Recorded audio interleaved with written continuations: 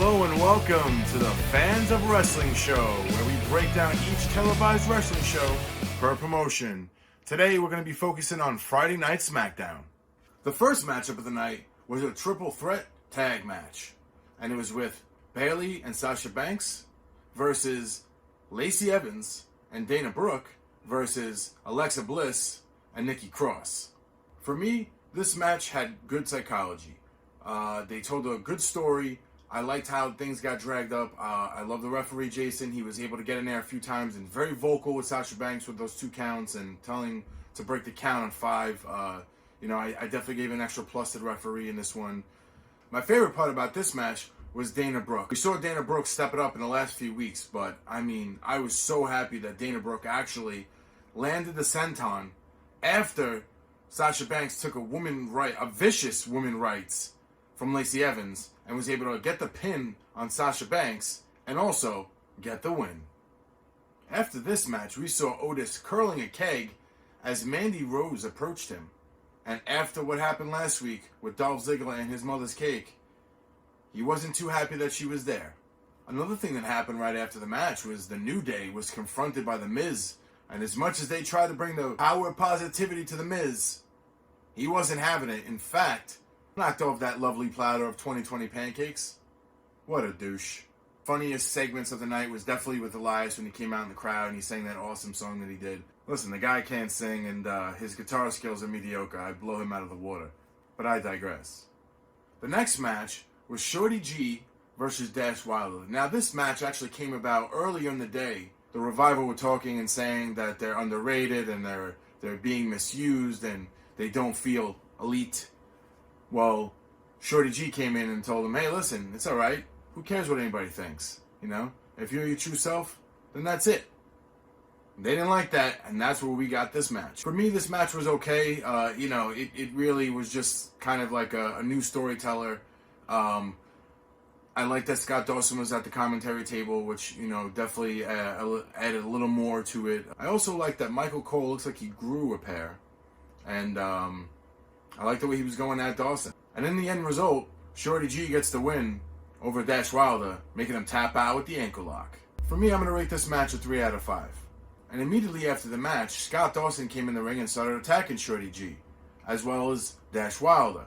But what happened next was definitely a surprise when the fella, Sheamus, returns to SmackDown. And as much as we thought Sheamus was there for the aid of Shorty G, as soon as the Revival left the ring, he didn't hesitate and taking out Shorty G with the vicious bro kick. The third match of the night was The Miz and Kofi Kingston, which we saw from the beginning of the show. Started that little bit of rivalry when he knocked over the 2020 pancakes. This match was about a 3-minute match. Told a cool story. Unfortunately, it wasn't long enough for me. And it also did end with a roll-up pin with Kofi Kingston getting the win. And then, of course, The Miz attacking. So for me, I give this match a 3 out of 5.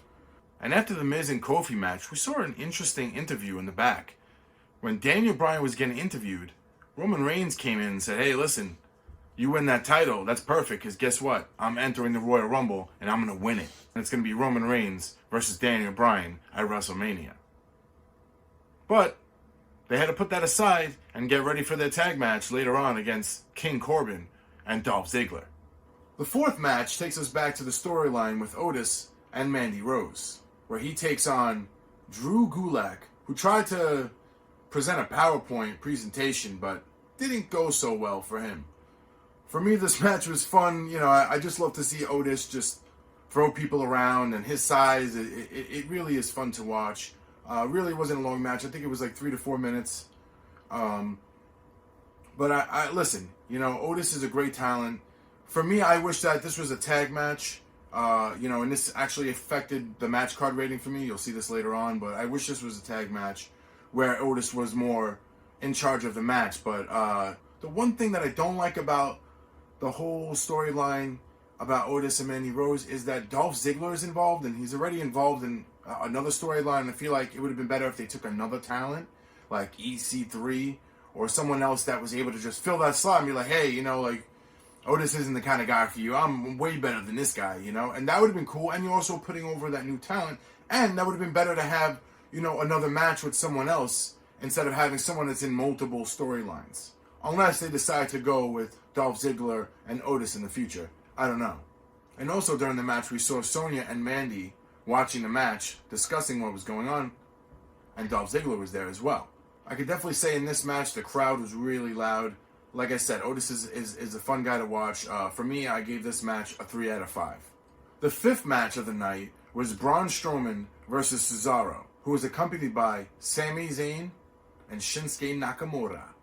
Right off the bat for me, listen, Braun Strowman, I feel like he's the epitome of what a wrestler guy should be. He's big, he's tall, he can just throw you with his pinky. For me, as a kid, I loved wrestling, and when I saw Andre the Giant, that's what he reminds me of. He reminds me of the big guys in the old time. Unfortunately for me, the match was okay. It was about 3 or 4 minutes. Again, another quick match. Because of the distractions with Shinsuke Nakamura and Sami, it wasn't enough for me to see what I wanted to see. But we did get to see Cesaro get those hands and Braun Strowman getting the win. So for me, I'm going to rate that match a 3 out of 5. At the end of the match, we saw Shinsuke Nakamura deliver a vicious Kinshasa, knocking out Braun Strowman just a little bit though, till he got back up the ramp. For me, I hope there's a future opportunity for Braun Strowman to take that Intercontinental title away from Shinsuke Nakamura. And we're going to finish it off with the sixth match of the night, the main event. Roman Reigns tagging up with Daniel Bryan versus King Corbin and Dolph Ziggler. For me, the match was okay. It really, again, another short match. It really wasn't able to unwind as much as I wanted it to. And I guess they're just trying to amp up for next week and make you want to see more. And for me, it was an okay match. We did get to see The Fiend show up, which was really cool. I did like that, and he actually came, the music came in, the laughing, I believe. The laughing came in about 2 minutes in the match, but after about 8 minutes, The Fiend shows up. And, I was like, oh, what's going to happen? But here's where things, make a weird turn for me. The Fiend comes in. Daniel Bryan tries to attack The Fiend. The Fiend stops him and just starts beating the crap out of Daniel Bryan. Now, at this moment in time, I'm waiting for the bell to be rung because, the match is done. This is not no disqualification. This match should have been thrown out. I did not hear a bell. Now, I don't know what was going on there. I know Jessica Carr, she's a great referee. I'm sure that, it definitely wasn't a mistake on her end. Maybe it's something that they didn't want us to realize, but I realized that there was no bell. And we got no ending in that match. Not an official end of the match, technically. Actually, it could be going on right now. So for me, the match ending in the draw and everything that happened, I'm going to give the match an overall 3 out of 5. The only really great part of the main event was when Baron Corbin and Dolph Ziggler were handcuffing Roman Reigns again with the dog food again.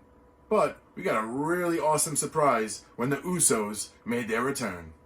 Alright, now we're going to break down the whole show with the ref rating, the match card rating, the production value rating, and overall show rating.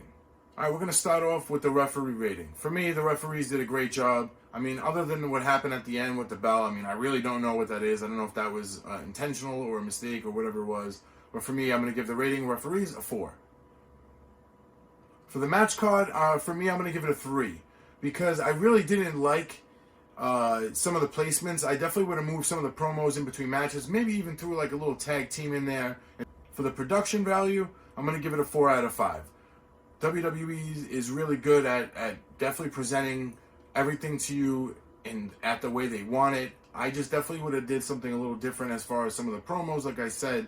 But other than that, I give it a 4 out of 5. Great job for the commentary, Corey Graves and Michael Cole. And for the overall show rating, I'm going to give it a 3 out of 5. For me, the show, it lacked good matches. The beginning of the show started off great with the women's division and that triple tag match. That was, for me, by far the best match of the night.